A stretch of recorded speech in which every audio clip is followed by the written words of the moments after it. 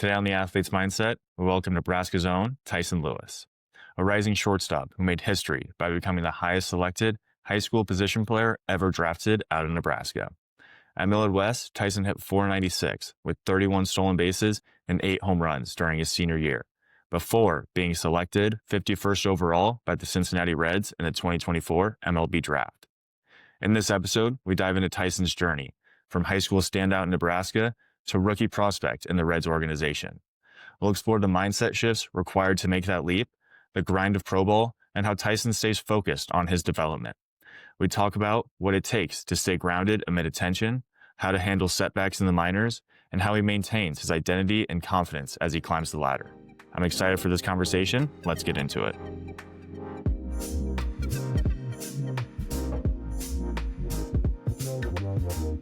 Tyson, welcome to the podcast. How are you? Doing great, man. Appreciate you having me.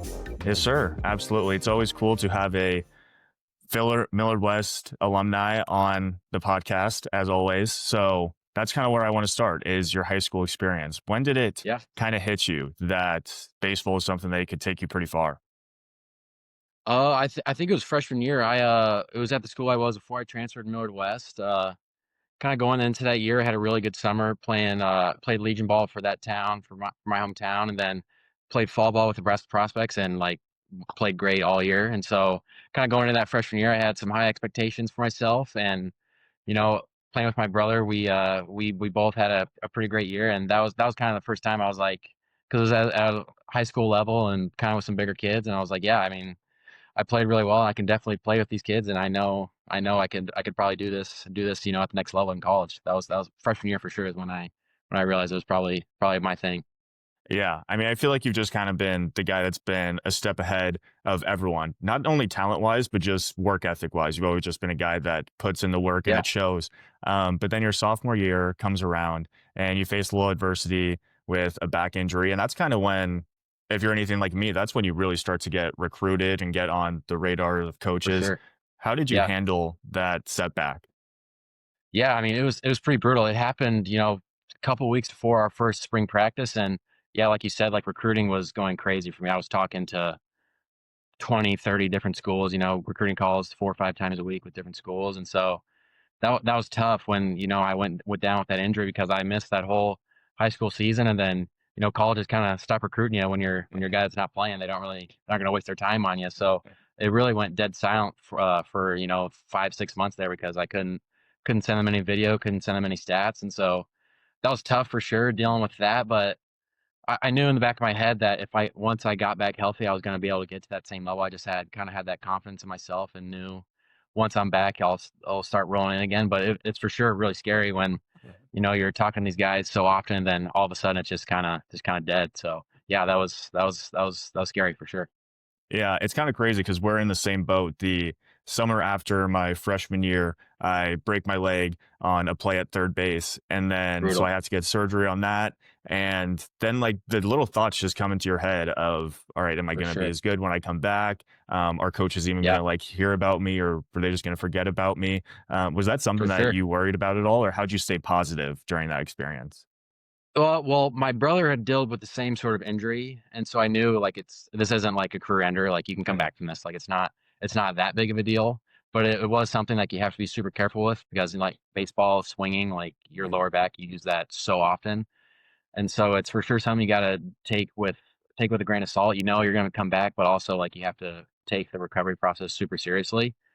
And so, yeah, it was a struggle for sure. And then honestly, the biggest piece is building that trust back once you're actually healthy, allowing yourself to take full swings and know you're going to be okay. That was kind of the biggest mental hurdle for me, was just trusting my body and knowing if I take this full swing, I'm going to be fine. It's all good. And just kind of working back into that. It took me a while. I worked super slowly into, swinging a bat again at full speed. So that was really, it was kind of just that mental hitch of knowing your body's fine, and not being worried about it. 100%. I mean, I think it's all just a confidence thing. And even when you are playing, you have to maintain confidence. But when you're recovering, it's the same thing as just knowing you're going to come back 100%. and be just as good as you were previously. So you come back and you continue to rake. You're the same old guy, and you commit to Arkansas. What went into your Arkansas commitment? I mean, yeah. So once I got back from that injury and I was fully healthy, I started to reach back out to schools again. And really, Coach Thompson at Arkansas, I texted 20 to 30 of those schools that I had been talking to previously. And Coach Thompson, the recruiting coordinator at Arkansas, was really one of the only guys that I got a response from. Mhm. And so I took that as like I was super appreciative of that, and that meant a lot to me. And so we kind of started getting back in the swing of things again, and we started talking again. And he invited me out to their camp in January, their prospect camp, and then we just hit it off really well. I showed really well at that camp, and then they ended up offering me at that camp. So that was pretty special, and I was just really grateful for him to be willing to kind of reach back out to me and take a chance on me after not hearing anything from me for almost a year. Yeah. I mean, I felt the same way with my recruiting process. It was you are reaching out to these schools, and as much as you want to go play for them, you want them to want you there. And so I think For that's sure. exactly how you just explained it. And Yeah. now you get into your senior year and you're committed to Arkansas. Were you planning on Arkansas like the whole time before the draft came up, or was that always in your head? Yeah, no, for sure. The draft came on super quickly there, like in the it started gaining a little traction in the fall going into my senior year, but it didn't become like a real serious thing until like that January, February when I started getting, scouts coming to my house and several like, mock drafts or whatever, my name started to pop up. So that's when it started to become kind of serious, but really like I committed to Arkansas my junior year and I had no thoughts of getting drafted out of high school. So I was fully in on going there, play there for 3 years and then hopefully get drafted after that. That was the plan. But things kind of shifted there my senior year and super grateful for it. But it was kind of a whirlwind there for sure. Yeah, let's talk about your unbelievable senior year. You're hitting around 500. You got that Gatorade Player of the Year banner right behind you. What went into that decision where you have an unreal senior year and the draft's coming up? How'd you decide between signing with the Reds and ended up in Fayetteville? What was that Yeah. decision like?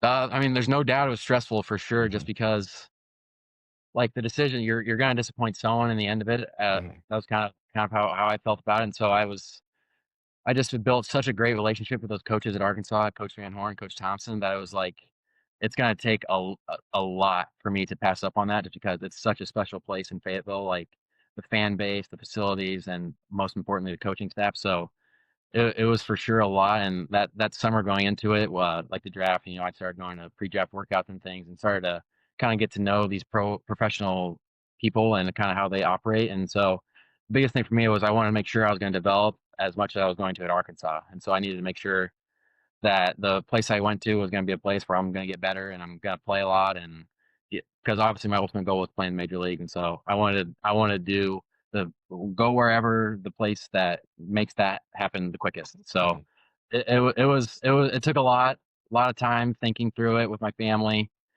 It was stressful for sure, but at the end of the day, I ended up we decided it was the best thing for me to kind of skip past Arkansas and go start professional a little earlier than was what was planned.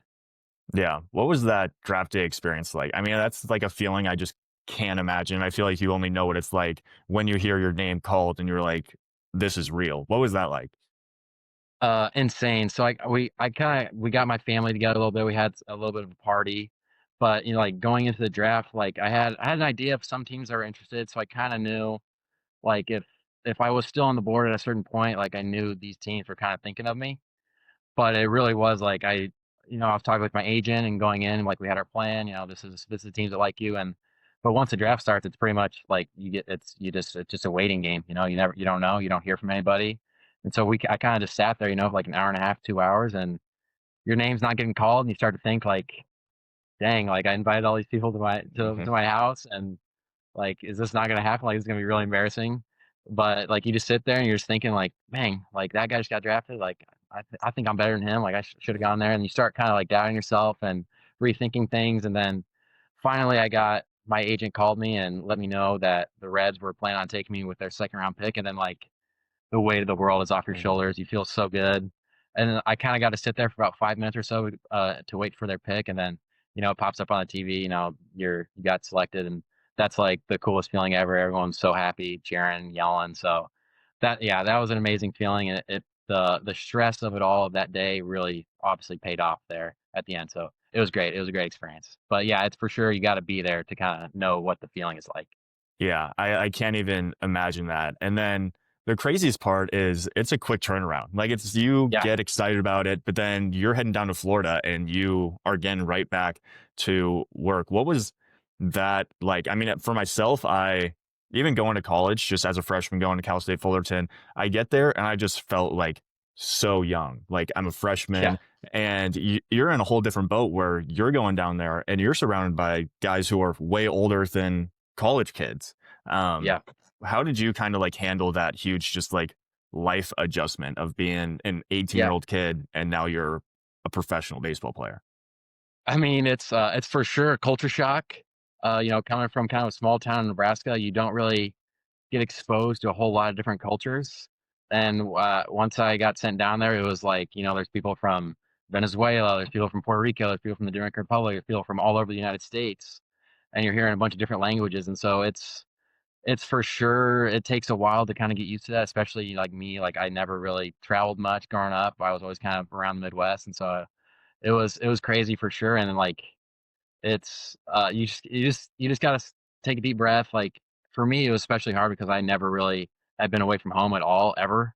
I'd gone to, like, maybe 1 or 2 camps kinda by myself, but other than that, I was always at home. I always had my parents, I always had my siblings back at home, and so that for me was the biggest adjustment, was just getting used to kinda being independent, and not really having someone there that you can kinda rely on, and not trying to figure out your own kinda routines and what you need to do every day to get your stuff done. And so it was for sure a massive, massive change in my life, but I mean, I'm super grateful for it. And it's, I mean, it's the clubhouse inside professional baseball is crazy. It's really unique and it's really special. So I'm glad I'm just a part of it. Yeah. Was there a certain point that it kind of like hit you and you're like, I'm a professional baseball player? Well, last year, Darvish was making a rehab start when I was playing Yeah. in the draft, kind of like bridge camp. And so that was the first time I've seen someone that like I've kind of like grew up watching. And I was like, that's, like, insane. Like, I played with him in MLB The Show. I've seen him on TV so much. And so, like, I got a hit off him, and that was, like, I obviously, like, calling my family right after that and be like, "I just hit off you, Darvish." Like, that was the coolest thing ever. But that was, like, the first time where it's like you're playing against, like, the best talent in the world, and it's like, that's just what it is. Like, you can't really it's hard. You can't really, like, be a fan anymore of those guys. Like, they're just like, those are your peers. That's your competition. And so that was, like, the first time where I was like, "Yeah, this is it's real." Like, you're in it now for sure. Yeah, I can't imagine just facing guys. I mean, in college, you face guys that you know are going to be high draft picks, but they're still not guys that have played in the big leagues, obviously. Mhm. And then For you're sure. just all of a sudden go from playing high school baseball Yeah. to you're facing you, Darvish. What are some of the other big differences that you just noticed right away from high school Oh, baseball I to mean, professional baseball? It's got to be a lot. yeah. Oh, I mean, the game, it's night and day different. It's like Mhm. it's the same game, but it's like like Nebraska high school baseball times 1,000. Like, it's so Yeah. much faster paced. Everything happens faster. Pitching is obviously incredibly different. Everybody throws 10 to 15 miles an hour harder than they did in Nebraska. And there's some big dudes that can hit the ball really, really hard. And so Mhm. defense becomes so much faster and base running's faster. The catchers are better. And so everything is just, I feel like that's like kind of what everyone says. Like the higher you go up, it's the same game. It's just everything happens so much quicker. And so that was for sure the biggest adjustment, especially for me. The biggest adjustment was hitting for sure. Just getting used to seeing that level of competition every day, because we'd see, occasionally in Nebraska, a guy who threw low 90s, but that'd be once every Mhm. 2 or 3 weeks, maybe, if at that. And so it's different just seeing that every single day, and just getting used to, like, it is what it is. You're not gonna there's no, like, off days in professional baseball where there's a guy who throws 82 with, one off-speed pitch. It's everybody throws 90 plus, everybody has 2 or 3 off-speed pitches. And so that was for sure the biggest adjustment, was just getting used to that, and just developing that confidence that you can hit that level. And it just takes time, it just takes reps, it just takes at bats. And so that was the biggest thing, was just trusting the process and just trusting that over time everything just slows down. So yeah, it was crazy for sure. Yeah. How did your approach change? Even from high school to college, I felt like it was guys are able to paint corners a little bit better. Yep. They're able to actually land a breaking ball for a strike. how did your approach change? And did it have to change like pretty quickly going from facing Nebraska pitchers throwing 82 to, all Yeah. right, these guys are hitting 100? Yeah. Yeah, absolutely. Like the first few games I thought I could get away with, just being like my high school self and just not really like my thought process in high school is like I knew like guys probably couldn't beat me with their stuff, like their best stuff. Like I thought my best stuff was better than theirs. And so you kind of just get really confident and really comfortable. But once you get to pro ball, like the stuff is ridiculous. Everybody's so good. And so, like, your approach changes immediately. Honestly, like, the biggest thing is, like, adjusting your mind to, like, be okay with failure. Like, you fail so much more often, and it's just so commonplace in professional baseball. Like, it's not really like, striking out is just it's just another at bat. Like, it's not a big deal. In high school, like, if I struck out, I'd be like, "It's the end of the world." Like, the team's gonna lose now because of that. Like, so it's for sure a mind shift change of like going 1 for 3 with a walk. Like that's a good day. 1 for 4, like that's a good day. Like 0 for 4 is gonna happen. 0 for 5 is gonna happen. Like it happened to me several times. And so it's just getting used to that and understanding like you're gonna fail. You're gonna fail a lot. You're gonna fail way more than you're gonna succeed. And so that was the biggest thing for me was just going up to the plate with the confidence, knowing and believing myself, knowing I'm gonna hit a ball hard. But if you don't, there's another at bat. They're gonna have 200, 300 more at bats in the season. So that was for sure the biggest change was realizing that you don't always have to be the dude every at bat. You don't have to get a hit. You don't have to hit a home run every swing. And just kind of realizing that was the biggest thing for me that took me a while to get used to for sure because my first couple weeks, there was a couple games you strike out 4 times, 5 times, and it's just like, wow, I suck. Like this is Yeah. insane. Like I haven't felt like this in years. Like I've never played this bad. So it takes some getting used to, but there's guys also around you that have had that experience and they're good to lean on and learn from them. And it's really good. It's a good environment. It's fun to play in, but it just takes time to get used to for sure. Yeah. I mean, because in Nebraska high school baseball, you just feel dominant. Like you walk onto the Yeah, field and you kind of just like, I'm the best guy on this field. And it's so for funny sure. because, a one hit day, especially a no hit day in high school, you think it's like the end of the world. You're like, what's wrong with Yeah. me? I would go up to Levac anytime I struck out and be like, what did I do wrong? Like, that's not supposed to Yes. happen. I'm supposed to get ahead Seriously. every single time. Yep. And I can't imagine just going from that being almost like a big fish in a small pond to a small fish in a big Yeah. pond. And like you said, you're getting 300 at bats a year. How do you like stay consistent or confident when you have maybe 2 or 3 games that don't really go your way? Yeah. I mean, I think the biggest thing is you have to have some sort of routine that you do every day. That's what helped me. I kind of was learning that last year a little bit. I kind of got a little taste of professional baseball, but this year especially, I got to actually play a full season, and that's when I really realized like how important your routines are, and just doing something that you do every day that like you can just check it off a list. Like that's a win. Like you got your work in, and regardless of how you're playing or whatever, like you always have those things that you do.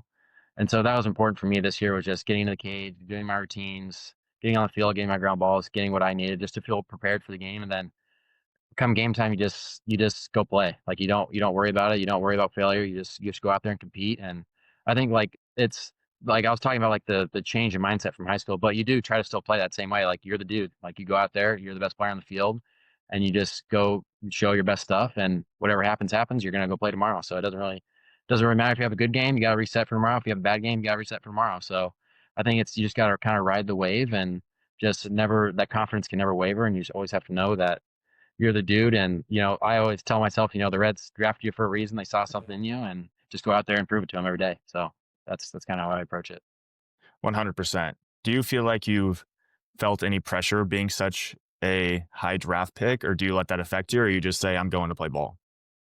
Um, I honestly know just because like there's so many guys around you that are also so talented, and Mhm. it's you just kind of feel like it's kind of what it is. Like you just going every day. Everybody's so good, and so like, there's not really any pressure on you to perform at all. Like no one's kind of expecting that from well, everyone is expecting that from you, but at the same time, like inside the clubhouse, everybody's a team and everybody's kind of there for each other. And so everybody's really good at like picking you up, and you have a bad day, it is what it is. And yeah, you just keep pushing every single day because it's so monotonous and you're playing every single day. So ups and downs, and you just can't get too high, you can't get too low. So yeah, I try not to worry about the pressure or look at the the prospect rankings or any of that. It's I think it just kind of takes away from your game. So just yeah, just focus on being competitive and playing every day. So yeah, try to stay away from it.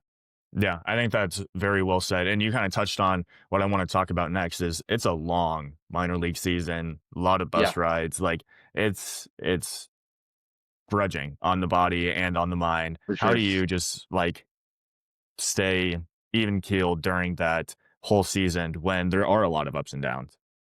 Yeah, for sure. I mean, it is a grind for sure. Like there's definitely a point in the middle of the season where it's like you've been doing the same thing over and over every single day. It gets to a point where it almost feels like it's like boring at almost to a certain point.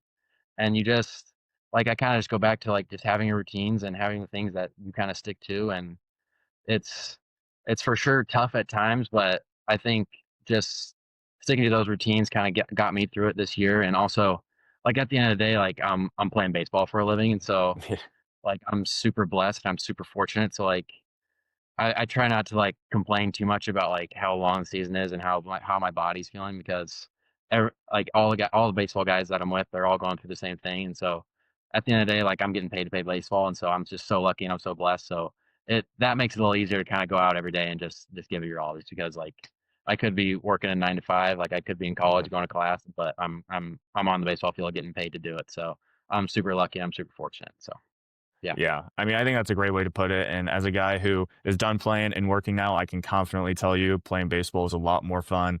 And it yeah, would probably be a lot for more sure, fun, just playing baseball and not having to go to class like I did in college. So for sure. I think Yeah. that's a great mindset to have. It's just like this Yep. is this is my job and it's a pretty fun job. You touched For on just sure. continuing those routines a little bit. What is your like let's just say pregame routine when it comes to getting prepared for the game? Yeah, I always get in the cage before every game. We usually get to the field 4 or 5 hours before game time, and we kinda use that time, if guys get treatment or whatever, and they do that, and you get in the cage, you get on the field. But I always love getting in the cage. I always go through my T routines. I have a What does couple that tea drills I have routine real look like? do Yeah, every what are those drills? Yeah, I do. I have a little short bat that love to use. And I just really on the tee, all I'm focusing on is hitting the ball the other way. That's kind of where I feel like when I'm on, I'm doing that really well. And so I always try to hammer that every day in batting practice. And then I'll move into, I usually like to challenge myself a little bit, kind of get like game like reps. So I'll usually get on a machine, and if it depends on whether we're facing a lefty or a righty, I'll just get, lefty breaking balls, righty breaking balls, depending on who we're facing that day. And then I always usually end with some fastballs. But yeah, it's really important to get that in just because after I get that in, I just feel like I'm ready to go. Like I'm moved. I've moved at game speed, and like my body has officially gotten ready for game time. And then I always get out on the field and ground balls and work on, sometimes we'll do like team, like in and out, or we'll do bunt plays or something like that. So we'll always do some sort of team aspect, but I always try to do some individual work too, get my ground balls in, just make sure I've covered all the plays I think I'll get during the course of the game. And then by that time, it's an hour or two before the game, and I usually go back to my locker and I try to just relax. I'll put in my headphones and I'll either listen to music or watch some sort of video. I like to like laugh a little bit, maybe just like chill out and just kind of hang out with the guys, maybe talk with the guys a little bit. But I really just kind of just like to zone in a little bit. And usually like 20, 30 minutes before game time, I really just have my headphones in, noise canceling, listen to some music, and then go out there and get ready to compete. So Today's episode is brought to you by Relight Hydration, my go-to for staying fueled and refreshed. As a former athlete, I know how important it is to stay hydrated. And Relight makes it simple with clean ingredients and essential electrolytes. My two favorite flavors, lemon lime for that crisp, classic kick, and mixed berry when I want something a little sweeter. Whether it's before a workout, during a long day, or after training, Relight keeps me going. You can try it yourself and get 15% off with my code Athletes Mindset at checkout. That's Athletes Mindset for 15% off at Relight. Stay sharp, stay hydrated. I love it. I mean, everyone that I've talked to just on this podcast has like their own set routine, and it takes a while yes, to really like get comfortable and confident hmm with it. But you have to be pretty much consistent in every aspect of your life for sure. in this Yep. industry to be successful. So you get done with your pregame routine, game starts, you get in the box. What's going through your head? I try to keep it as simple as possible. I don't. I don't try to be too analytical. I feel like I've always whenever I do get that way, I just tense up and I start to worry about things I don't have to worry about. Like there'll be at times at points in the season where like I was swinging at a lot of breaking balls in dirt, and I'll be like, "Don't swing at the breaking ball in dirt," and then of course I Mhm. swing at the breaking ball in dirt. Yeah. And so I try to keep my mind as clear as possible and really just deep breaths, like just huge deep breaths right before every pitch, and then just tell myself just be on time for a fastball and just get my ace swing off. That's really all I'm thinking about because I don't want to get caught up in the situation or how who's yelling at me in the stands. Like it's just me and ball, and so I just try to keep it super simple, and it's worked for me, and I think it works for a lot of guys. So yeah, just keep it simple as Yeah. possible. Do you have a two-strike approach at all or anything? When you get to two strikes, what anything change, or are you still just hunting that fastball? Uh, I mean, I not really. I don't change anything mechanical. I kind of have the same mindset I have really throughout the whole at bat. It's just battle, just fight, just be Mhm. a really tough out. That's my goal. Is I don't like I want to be a pitcher. A guy picks his head up, sees me walking to the plate. He's like, dang it, I gotta pitch this guy. This is gonna be 6, 7 pitch at bat. It's gonna be really hard to get this guy out. And so that's kind of I just always just in battle mode, regardless of the count. Obviously, when it gets to two strikes, you're kind of in fight or flight mode a little bit more, just because you're like I trying to put a ball in play here, and I don't want to strike out. But at the same time, it's I don't. I kind of just keep it the same way. Just I'm competitive throughout the whole at bat, and that doesn't really change with two strikes. Yeah, I like that. I think the more you think or the more you try to put into it, the more likely you are to fail. Or you're always Yep. thinking, I have two strikes, I have to do more. And the more you Yeah. do, it just never works out, really. Well, yeah. Less So is always more, I think. 100%. So you just finished up a long season. What were kind of some of those lessons you learned playing your first full season of Pro Bowl? I think number one is just like how important like taking care of your body is. Like it's insane like how taxing the game is on your body. You wouldn't think it, you play 9 innings, it's only 2 or 3 hour game, but over the course of 2 or 3 months, you start to feel it really hard. And so the biggest thing for me was like utilizing all the equipment we have here, like the tubs, the hot tubs, the cold tubs, and nutrition, how important that is. Make sure you're eating right, make sure you're hydrating right. That's huge for me because it's like when you're not feeling good, you're probably not going to play as well. Like you're not going to feel good every day, but at the same time, you don't want to speed up that process, feeling bad. So try to fight that off as much as you can. You're never going to like you're playing so often, like you're never going to feel great, but it's doing everything you can to feel as good as possible. And so that was the biggest thing for me was just getting used to that workload and figuring out like what my body needs to sustain the season. I think I did that pretty well by the end of the year and kind of knew what I needed to do to stay hot and stay ready. But yeah, that was the biggest thing was just getting used to playing every single day and really having no off days. Yeah, I mean, it's such a long season, and I can't imagine getting to July, August, and it's Yeah. so wearing on your body, but you have to like just stay mentally just locked Yeah. in if you want to have Yep. any form of success. For So sure. you're in the off season now. What is your kind of training regimen looking like now? Yes, I usually work out in the mornings. My older brother Hayden he kind of trains with me in the mornings. We hit together. And I've got a few things I'm working on from my that I've learned over the season, and also from the Reds that I've gotten some feedback. And so I always get my hitting in the mornings with him, and then defensive work. And then one of my focuses this off season is getting in the gym, getting a little bigger, getting a little stronger. Just because during spring training you're around those big league guys, and you kind of see how they're built and what they Mhm. look like, and you realize like there's a certain body type you need to play in the big leagues, and those guys are really strong and really big. And so one of my goals this off season is to get in the weight room, get stronger, put on some weight, eat right. And so that's probably my biggest thing this off season for me is with the body and getting stronger, getting a little bigger. So yeah, it's been going great so far. Yeah, I love it. And I've noticed too, just some of the guys I like played with in college that ended up getting drafted and I see them a year or two later and they're Yeah. jacked and they're like, dude, you like Yeah. have to be. Like you walk to the field and like if you're a skinny, scrawny little guy, like you stand no shot. Like these Yeah. guys are huge. Yeah. They're massive. Yeah. And I think part of that too is that helps you get through a season too when you're built to last, you're a lot more durable. And so it's huge in baseball. I think it's kind of underrated. I don't think people think baseball players are really like that big and that strong, but like you go to a major league clubhouse, you're gonna see some dudes that are like, that dude looks like he could play in the NFL. Like there's some big boys. So it's super important. I think it's a piece that's overlooked by a lot of guys, but it's really important. 100%. So going into this next season, what are kind of your goals or things you want to just expand on from this past season?